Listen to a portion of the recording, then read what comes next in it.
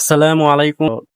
আজকে কথা বলবো ইদারিং কিছু ভিডিও দেখতেছি, যেমন জুয়েল ভাই এবং টর্চ অফ বিল্লাল ভাই, তাদের দুইজনের মধ্যে একটা সমালোচনা আরম্ভ হয়েছে। তো জুয়েল ভাইকে আমরা অনেকেই পছন্দ করি, অনেকে ভালোবাসি, কারণ উনি যেমন জুয়েল ভাই এবং মুজাহের ভাই, তারা মানবিক কাজ করেন। তো ইদারিং কিছুদিন আগে এটাও দেখছি যে জুয়েল ভাই টর্চ অফ বিল্লাল ভাইকে নিয়ে ঘুরছেন, ভিডিও করছেন। তাদের পাশাপাশি জেলা জামালপুর, শেরপুর পাশাপাশি কিন্তু জেলা। তো তারা একই সাথে ঘুরছে। টর্চ অফ বিল্লাল ভাইকে বলতেছে আবার অনলাইন জগতে আসতে, নিজের পেজ নেওয়া। যাই হোক, ইদারিং এখন সমস্যা হয়েছে একটা, যে টর্চ অফ বিল্লাল ভাই একটা বই লিখছে, যেমন হৃদয় ভাঙার গর্জন। তো ওটা উনি 1,000 টাকা করে বিক্রি করতেছে। তো এখন জুয়েল ভাই সেটা দেখে যে এটার মধ্যে তেমন কিছু নাই, আবার এটা তুলনা করতেছে গিয়া কোরআনের সাথে।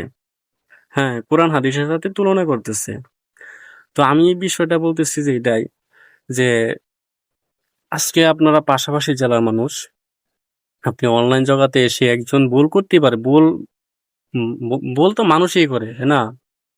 তে আপনারা পাশাপাশি জেলার মানুষ, আপনি গিয়ে তাকে সামনাসামনি বলতে পারতেন যে তুমি এটা কি করতেছো। যাই হোক, যেটাই বলার দরকার, আপনি আপনি তো একজন জ্ঞানী মানুষ, ঠিক আছে না? জুয়েল ভাই অনেক জ্ঞানী মানুষ। তো জুয়েল ভাই যে কাজটা এখন করতেছে মূলত, এটা কিন্তু একদমই উচিত না। কারণ আমরা মুসলিম মুসলিম ভাই ভাই, ঠিক আছে না? তো যেই হোক, মানুষ যে ধর্মেরই হোক, একজনের ভুল ধরতে গেলে সোশ্যাল মিডিয়াতে এসে এভাবে প্রকাশ্যে একজনের ভুল ধরা ঠিক না। হ্যাঁ, যদি পারেন সামনাসামনি বা যে কোনো ভাবে যোগাযোগ করে অন্যভাবে আপনারা ভুল ধরতে পারেন। কিন্তু আজকে যে কাজটা করতেছেন, এখন ভিউ ব্যবসায়ী বাড়বে। হ্যাঁ, কিছু এখন মানুষের রোস্ট করবে, হাসাহাসি করবে। সেটা কি ভালো? একজন মানুষ উপর উঠতে চাইতেছে, এতে তাকে নিচে নামানোর কি দরকার? হ্যাঁ, আপনারা চেষ্টা করেন, তবে আল্লাহ যাকে উপরে রাখে তাকে নিচে কেউ নামাতে পারবে না, এটা কিন্তু সত্য। যাই হোক, তোরসব বিল্লাল ভাইয়ের পেজ নাই। তারপরে উনি এখন মানবিক কাজ করতেছে। তো একটা বই লিখছে, আর এরকম বই তো হাজার হাজার কবিরাও লিখছে। তো তারাও তো বিক্রি করতেছে, কই তাদের নিয়ে তো আপনারা কেউ তুলনা করলেন না কোরআনের সাথে। অন্য অন্য যত বই লিখছে, কবিরা বই লিখছে, কত মানুষই লিখছে, ওরই তো দুনিয়ার চিন্তা ভাবনা। কই, এটা তো কোরআনের সাথে কোনো মিল পড়ে না, সব তো দুনিয়ারই। তো হৃদয় ভাঙার গর্জন যে বইটা লিখছে তফসিল বিলাল ভাই, হ্যাঁ সেটা হয়তো উনি আবেগে, উনি একটা, হ্যাঁ, রিলেশন ছিল ওনার, সেটা হচ্ছে আলাদা সাবজেক্ট। ওনার একটা দিক দিয়ে মানুষ কোনো না কোনো দিক দিয়ে কিন্তু বাইসা ওঠে। যাই হোক, তো বিলাল ভাই যেভাবেই হোক, সে ওর যতটুকু জায়গাতে আসছে। তো একটা বই সে নিজে লিখছে, এটা 1,000 টাকা করে বিক্রি করতেছে। এটা নিয়ে এখন মাথা ব্যথা সবার। হুম। তো জুয়েল ভাইকে আমরা সবাই ভালোবাসি, মানুষ হিসেবে আমরা সবাই ভালোবাসি। হ্যাঁ, জুয়েল ভাই, তোরসব বিলাল ভাই, মুজাহের ভাই, হ্যাঁ, কেউরে আমরা, মানুষ হিসেবে কেউরে আমরা ঘৃণা করি না, কারণ আল্লাহর সৃষ্টি, সবাই মানুষ, সবাই ভালো। হ্যাঁ, কিন্তু এক একজনের কর্ম দেখে মানুষকে বাছাই করা হয়, এক একজনের কর্ম অনুযায়ী তাকে এভাবে নাম ডাকা হয়, অপমান করা হয় অনেক রকম ভাবেই। তবে তোরসব বিলাল ভাই যে বইটা লিখছেন, এটা আপনি অন্যভাবে বলতে পারতেন, কিন্তু আপনি যে কোরআনের সাথে বললেন, কি মানে কিভাবে বুঝাইলেন? আপনি কি বোঝাইতে চাইছেন আপনি?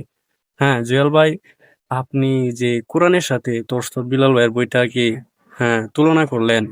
কোরআন হচ্ছে আমার আল্লাহর বাণী।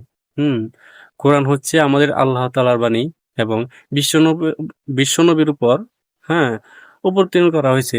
হ্যাঁ, ওনার উপর এটা দেওয়া হয়েছে, ওনার উপর নাজিল করা হয়েছে। তো ওইটা হচ্ছে কোরআন, আল্লাহর লেখা আপনি। আর তোরসব বিলাল ভাই, এটা তো একটা মানুষ। হ্যাঁ, মানুষের লেখার সাথে আপনি কোরআনের সাথে তুলনা করলেন, এটা কিন্তু ঠিক করলেন না। আপনি তো একজন জ্ঞানী মানুষ, জ্ঞানী মানুষ হয়ে এভাবে কেমনে কথাটি বলতে পারলেন? এই বই নিয়ে 1,000 টাকায় বিক্রি করতেছে। আপনি যান ওনার, আপনারা তো পাশাপাশি, জামালপুর শেরপুর পাশাপাশি জেলা। আপনি সামনাসামনি গিয়া, হ্যাঁ, বলেন, ভুল ধরেন।